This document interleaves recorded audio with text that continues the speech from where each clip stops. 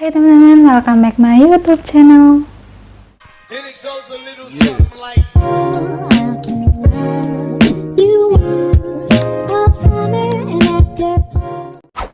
Di video kali ini, aku mau sharing pengalaman ke kalian seputar awal mula perjalanan aku nge-YouTube sampai aku dimonetisasi dan sampai aku menerima surat dari Google AdSense dan sampai aku menerima gaji.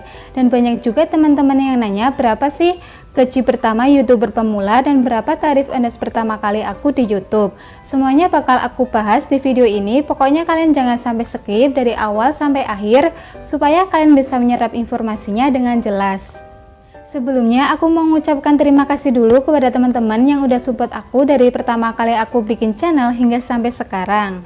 Dan aku bikin video ini sama sekali tidak ada unsur pamer, nggak ada niatan pamer sama sekali, karena aku niatnya hanya sekedar sharing, berbagi pengalaman ke kalian. Syukur-syukur di antara kalian ada yang termotivasi ataupun terinspirasi dari kisah perjalananku. Sebelum masuk ke ceritanya, aku mau jelasin terlebih dahulu biar nanti kalian nyambung sama ceritanya. Jadi monetisasi itu apa sih? Mungkin sebagian dari kalian ada yang belum tahu. Jadi supaya channel kita itu bisa menghasilkan uang, channel kita itu harus dimonetisasi terlebih dahulu. Ciri-ciri channel yang sudah dimonetisasi itu ada iklan di setiap videonya. Dan syarat monetisasi yang sekarang itu ada dua, yaitu 1000 subscriber dan 4000 jam waktu tonton dalam waktu 12 bulan terakhir. Dan sebelum aku bikin video ini, aku udah catat terlebih dahulu tanggal-tanggal penting di sini. Kapan aku mulai upload video pertama kali, kapan channel aku dimonetisasi, dan kapan gaji pertama masuk ke rekening. So langsung aja, jadi pertama kali aku bikin akun YouTube itu tanggal 18 Mei 2018. Itu hanya sekedar punya-punya aja biar bisa buat nge-like, komen, dan juga subscribe. Terus pertama kali aku upload video ke YouTube itu tanggal 7 Agustus 2019. Itu videonya video lirik Spektrum. Itu awalnya hanya sekedar iseng aja sih, karena aku orangnya suka ngedit video dan ngerasa sayang aja gitu, misal cuma disimpan di HP, dan akhirnya aku upload ke YouTube. Dan setelah itu vakum beberapa bulan karena belum ada kepikiran untuk serius nge-YouTube. Selanjutnya di tahun 2020 awal di negara kita, Indonesia, kan heboh dengan adanya virus COVID-19 dan dimulai lockdown, nggak boleh kemana-mana dan semua aktivitas dirumahkan. Nah dari situlah terjadi kegabutan dan aku mikir daripada gabut dan pengen lebih produktif, akhirnya aku coba fokus ke YouTube aja, siapa tahu bisa sampai ke monetisasi. Jadi awal mula aku serius nge-YouTube itu pas lagi rame-ramenya pandemi, dan aku upload video yang kedua kalinya yaitu tanggal 22 April 2020. Itu videonya video unboxing barang flash sale serba Rp99. Dan di video itu hanya mengandalkan cahaya matahari dan cuma pakai ring light kecil yang harganya murah, berapa ribuan gitu, karena emang sama sekali belum punya alat-alat untuk nge-YouTube. Terus makin kesini kalau ada uang aku belinya nyicil, mulai dari mic clip on, ring light, dan juga tripod. Terus dalam hal public speaking juga aku sebenarnya noob banget, karena aku itu sebenarnya orangnya pemalu, pendiam, dan jarang bicara depan orang banyak ataupun di depan kamera, dan bener-bener nggak pede pertama kali tag video. Tapi akhirnya aku biasain ngomong depan kamera seperti ini ya, walaupun belum sepenuhnya bisa lancar, tapi aku terus perbaiki, nanti juga lama-kelamaan akan jadi terbiasa. Nah singkat cerita, aku mencapai 1000 subscriber itu tanggal 17 Oktober 2020, terus dapat email kayak gini.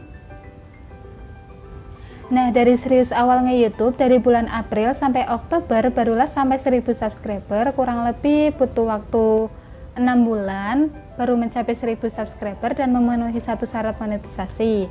Ya butuh waktu lama banget, karena kembali lagi siapa sih yang mau subscribe aku sedangkan aku itu nggak terkenal. Tapi dari situ aku tetap konsisten upload video, upload konten untuk memenuhi syarat monetisasi yang kedua, yaitu 4000 jam waktu tonton. Bayangkan aja 1 jam itu 60 menit, 4000 jam itu berarti 240.000 menit. Dan itu nggak gampang buat aku. Terus aku mencapai 2000 subscriber itu tanggal 7 November 2020. Selanjutnya tanggal 17 November 2020 aku pertama kalinya dapat tawaran kerjasama dari salah satu brand ternama di Indonesia. Dan waktu itu benar-benar nggak nyangka dan nggak percaya ini beneran nggak sih, karena waktu itu takutnya itu phishing, karena posisi waktu itu channelku belum ada iklannya, tapi kok sudah ada brand yang ngajak kerjasama. Dan aku juga sebelumnya nggak tahu kalau YouTube itu bisa menghasilkan uang selain dari AdSense.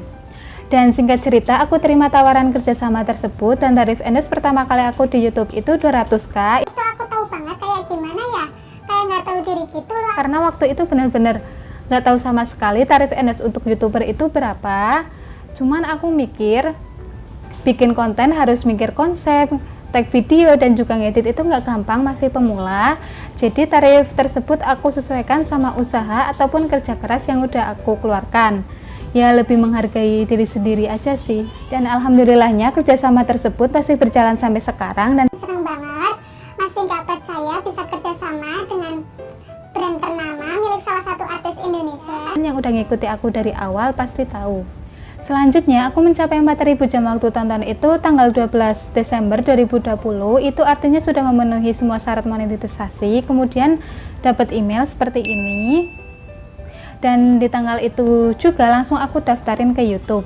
Terus proses pengajuan monetisasi aku kemarin 2 hari dan di tanggal 14 Desember 2020 aku dapat email isinya channel YouTube aku sudah dimonetisasi. Dan waktu itu aku langsung lihat YouTube Studio aku sudah ada lambang dolarnya warna abu-abu karena belum diaktifin. Dan aku langsung aktifin semuanya di setiap videoku. Nah dari situ aku langsung minjem HP orang rumah karena penasaran banget sudah ada iklannya belum sih. Dan pas aku lihat ternyata sudah ada iklannya, rasanya itu senang banget, ngerasa bangga karena perjuangan dari awal nge-YouTube akhirnya bisa sampai dimonetisasi. Dan setelah dimonetisasi pun kita belum bisa langsung gajian karena prosesnya ada beberapa tahap agar bisa mencairkan gaji ke rekening. Yang pertama kita harus mengisi identitas, alamat lengkap sesuai dengan KTP. Yang kedua kita harus mencapai $10 agar bisa mengajukan PIN Google AdSense. Waktu itu aku 1 minggu setelah dimonetisasi aku mencapai $10 dan aku langsung mengajukan PIN Google AdSense. Kemudian setelah 2 minggu berarti tanggal 9 Januari 2021 PIN dari Google AdSense ini sampai ke rumah dan aku langsung verifikasi. Kemudian yang ketiga kita mengisi nomor rekening, nanti akan dikirimkan 3 digit nomor kurang dari 1000 untuk verifikasi. Dan yang terakhir kita harus mencapai $100 untuk bisa mencairkan gaji ke rekening karena di YouTube ada ambang batasnya, minimal bisa dicairkan itu 1.300.000. Terus gaji dari YouTube masuk ke Google AdSense itu tanggal 11 tiap bulannya dan gaji pertamaku masuk ke Google AdSense itu sebesar Rp576.531. Itu penghasilan dari setelah dimonetisasi, berarti tanggal 14 Desember 2020 sampai 31 Desember 2020. Itu penghasilan selama kurang lebih 2 minggu dan itu pun belum bisa dicairkan karena belum memenuhi ambang batas tadi. Selanjutnya aku mencapai 3.000 subscriber itu tanggal 18 Januari 2021 dan di akhir bulan Januari aku mencapai $100, itu artinya sudah memenuhi ambang batas tadi. Dan karena waktu itu aku mencapai $100-nya di tanggal 29 atau 30, makanya uangnya masuk ke Google AdSense itu bulan berikutnya tanggal 11 Februari dan gaji bulan Januari masuk ke Google AdSense itu sebesar Rp1.086.401.